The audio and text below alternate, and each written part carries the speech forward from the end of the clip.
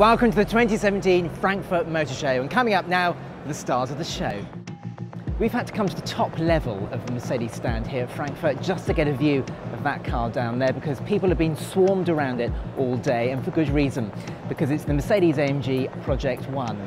Now, it's a hypercar, and quite often in this business you tend to find people like me say a car is a racing car for the road, but in this case I really do mean that, because it's powered by not a normal engine, but it's powered by the same engine that you'll find in Lewis Hamilton's Formula One car. So that's a 1.6 litre twin turbocharged V6 hybrid, and this car pushes out over, well, nearly 1,000 brake horsepower. 1,000 brake horsepower. Now that's good enough for 217 mile/hour top speed and 0 to 124 miles an hour in around 6 seconds. Bearing in mind a Bugatti Chiron does that in 6.5 seconds, gives a clue of how quick this thing is. Now, it's a plug-in hybrid, so there's the engine and 4 electric motors. And if you run this car in full EV mode, you'll be able to travel for around 15 miles on pure electricity. What do you think to it? Well, in terms of styling, it doesn't really look like any other Mercedes. I think there's cues of the McLaren F1 in there, even a Noble, I think. It doesn't look like any other Mercedes road car at all. Now, prices should be around £2.5 million. That's just a concept. It should be arriving in around 2019, but I wouldn't expect it to look a huge amount different from that. This is the BMW X7 SUV concept. It's pretty big, isn't it? Especially that double kidney grille. Now, this car is supposed to be going up against the Range Rover. Now, BMW thinks it can topple that British SUV when this car arrives next year. What's the big news? Well, it's based on the 7 Series, as you'd expect. Inside, there's a big 12.3-inch touchscreen that allows people to share information between all the different passengers. We expect it to be a 7-seater. There's going to be a familiar range of petrols, diesels and plug-in hybrids available, and prices should kick off for around £70,000. What do you think to it? Well, the big elephant in the room is the way it looks, isn't it? Because personally, I would file this under the category where I've filed the Ford Scorpio, because I think this car is gopingly ugly. This is the brand new version of that Auto Express favourite, the Dacia Duster, and it arrives in Frankfurt with a brand new look. Now, you'll see that it looks far more premium and aggressive than ever before, but underneath the new bodywork is pretty much identical. The dimensions are pretty much the same as the old car, and the engine range is pretty much identical as well. There's the 1.2 petrol and the 1.5 diesel just tweaked for this new car. Inside is where the big changes lie though. The design is slightly different, and there's a greater focus on soft touch plastics, and there's a brand new infotainment system as well. Me personally, well, I hope that they continue to offer a bargain basement entry-level model in white with black plastic bumpers and steel wheels. Whether they will or not, we'll have to wait and see. We'll have to wait and see how much Dacia charges for the new Duster. I hope that they keep the prices in line with the old car, because that was the old car's USP. Now, it should be arriving in the UK summer next year. Welcome to the Hyundai i30N, a car that Hyundai thinks is going to give the Volkswagen Golf GTI a damned good thrashing. So why do they think that then? Well, it's their hot hatch. It's the first of their N brand performance models, and it's been developed at the Nürburgring. Now, onto the bonnet, there's a 2-litre turbocharged 4-cylinder engine in 2 power outputs. The standard car has 247 brake horsepower, and the performance pack has 271 brake horsepower. Now, the performance pack does 0 to 62 miles an hour in 6.1 seconds, and the standard car does it in 6.4. Inside, there's the usual familiar fare of sporty seats and lots of extra fancy bits of trim. Now, the performance pack adds a limited slip differential, larger brakes, larger wheels and sticky Pirelli P0 tyres. But all cars get an N mode, a rev matching function and launch control. Now, prices should start from around £28,000 when it goes on sale next year. Renault hot hatch fans rejoice, because this is the launch of the new Renault Sport Megane. Looks pretty good, doesn't it? Now, the standard Megane is already a daring looking car, but the Renault Sport moves things up a notch with flared bodywork, a large central exhaust and massive alloy wheels. Inside, there's sways of aluminium trim and Alcantara seating fabric.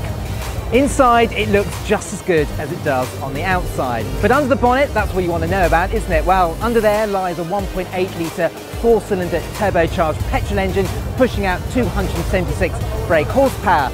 By the end of 2018, there'll also be a trophy version that gets an extra 20 brake horsepower and a cup chassis, so it's a little bit stiffer and a limited slip differential. Now, the big news with this car is the fact it comes with 4-wheel steering, and unlike the Clio RS, this comes with a 6-speed manual gearbox as standard. Thank the Lord.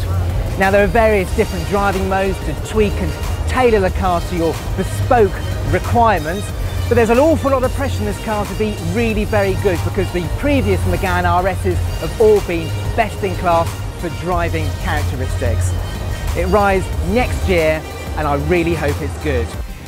Now, whilst BMW have shocked people here at the Frankfurt Motor Show with its X7 SUV concept, things in this corner are a little bit more usual, because this is the launch of the new BMW M5.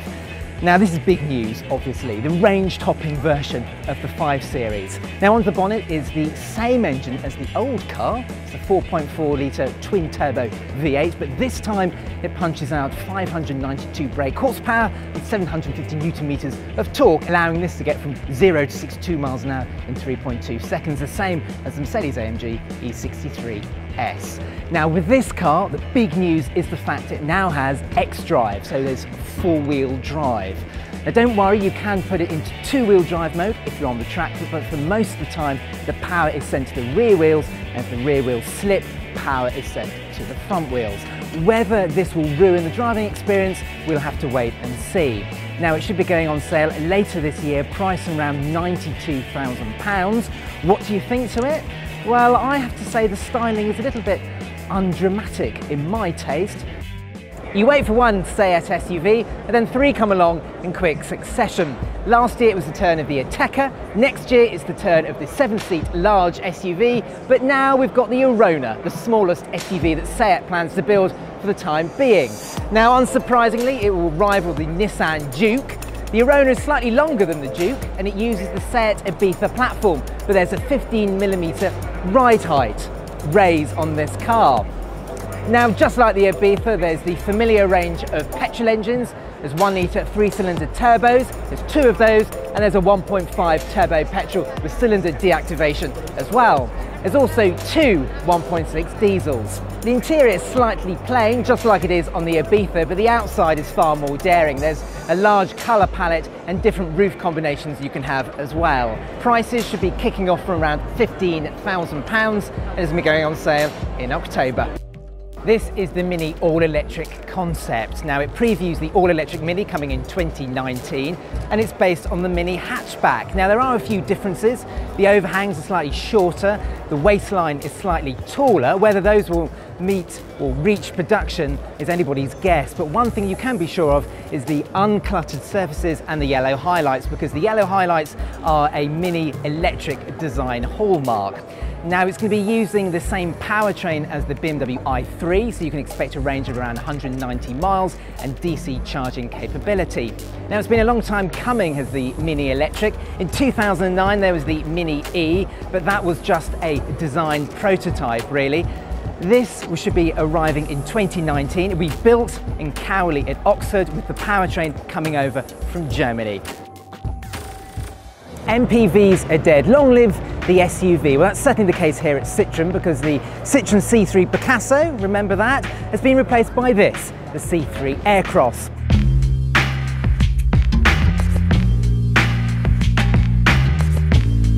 Now, it's based on the Vauxhall Crossland X, but you really wouldn't know it because, look at it, it's a really funky looking thing, isn't it? Now, customization is a key part of the C3 Aircross. There are 85 different trim and specifications on offer. Inside, it's the usual Citroën fare that we've seen with the C3 Super Mini, so there's a focus on brightly coloured plastics and a focus on comfort as well. The Aircross is also the first Citroën to feature wireless phone charge, and there's the usual Android Auto and Apple CarPlay. Under the bonnet you'll find the usual engines such as the 1.2 turbocharged petrol and the 1.6 diesel. Now, this car will go on sale on the 1st of November, priced from just under £14,000, rising to just under £20,000. £100,000. A motor show wouldn't be complete without the launch of a brand new Ferrari, would it? This is the Portofino. It replaces the California T and is the new entry point into Ferrari's model range. And it's totally new body, far more aggressive styling, new chassis, new interior. The only thing that really is carried over from the old California T is the engine. It's a 3.9 litre twin-turbo V8, but there's more power. There's now 592 brake horsepower. It's also 80 kilograms lighter than the old car. There's more interior space as well, and there's a larger boot.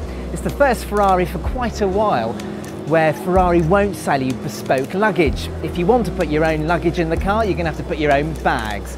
And apparently, I'm reliably informed, there's enough room for 2 cabin-sized bags. Inside, it's totally new as well. There's 2 screens, one in the centre and one for the passenger. Prices should be from around £165,000 when it arrives in the UK in the spring. What do you think to it? Do you think it's prettier than the old California T? Let us know in the comments section below.